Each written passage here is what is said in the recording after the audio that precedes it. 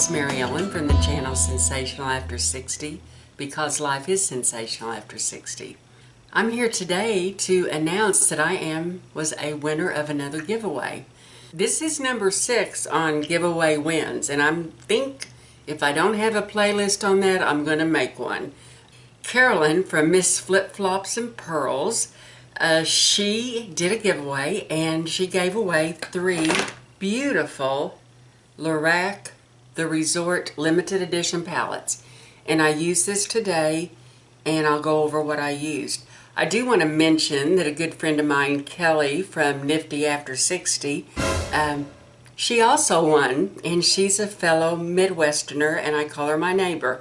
If you're not subscribed to her or to Carolyn, I'm going to put the links below because they are both wonderful women with great channels. I enjoy them very, very much. Before I get started with the palette, I do want to mention something. I got several comments about, I'm getting ready to go take a bath, is what I'm getting ready to go do.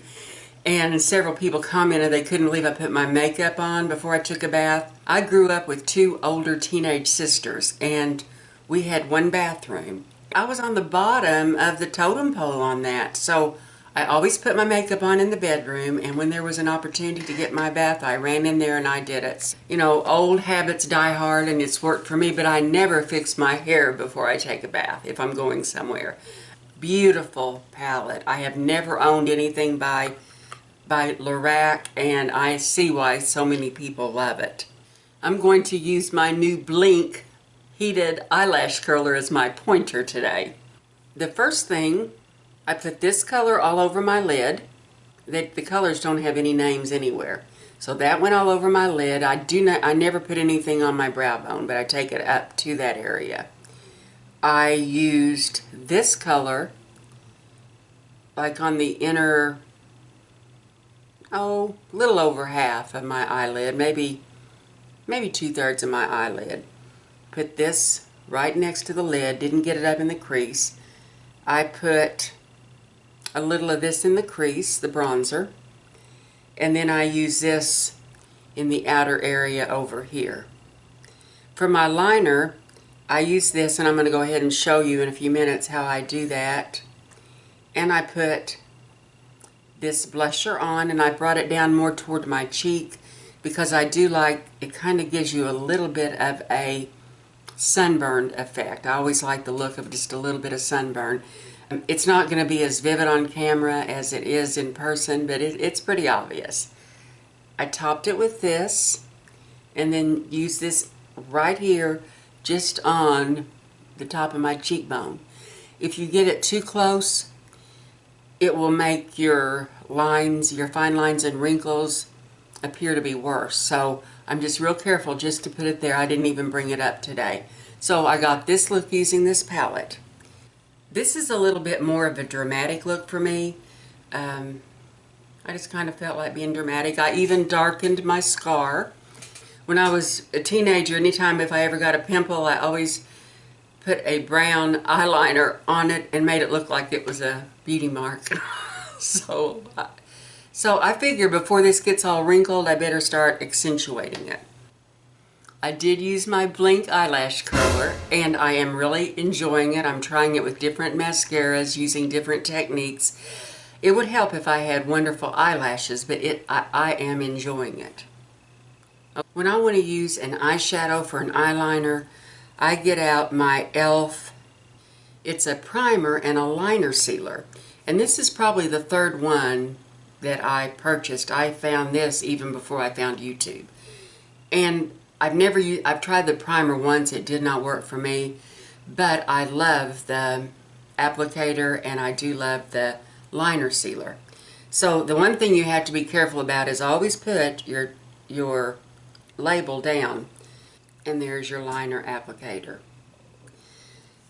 I just take the very tiny corner of this. I don't wet the whole thing, but I just use it. I can't even see if that turned out or not. Yeah, there it is.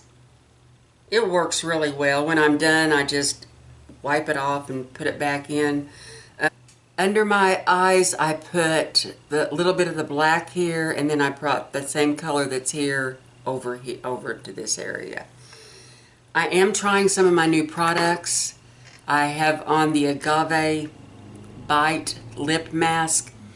I really like how it feels. I believe I made a mistake because I should have gotten it in not a color, in no color. The color, because when I want to put something on at night, I want to put it above my lip also. What I don't like about it, it's a squeeze tube, and I don't really like to stick my fingers into gooey things, and I don't want to take the time to use a brush because this is a lip mask.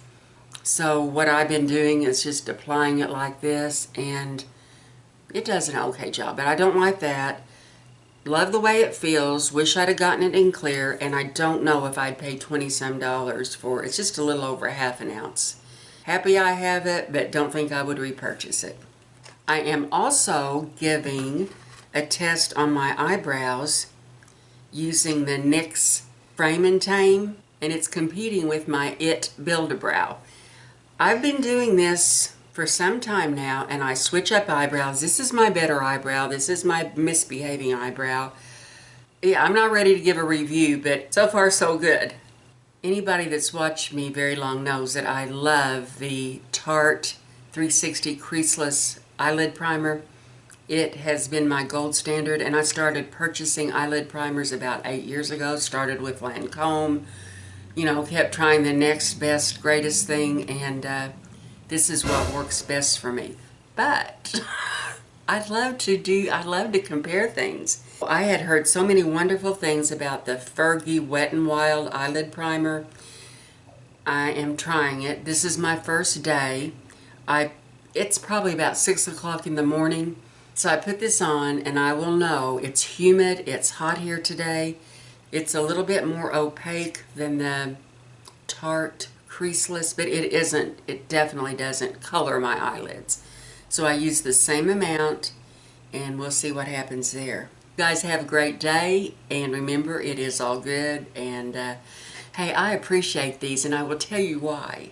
It makes the 5 thumbs down I always get look so much better when I see more of these. So yeah, it is. It's good. So you guys take care,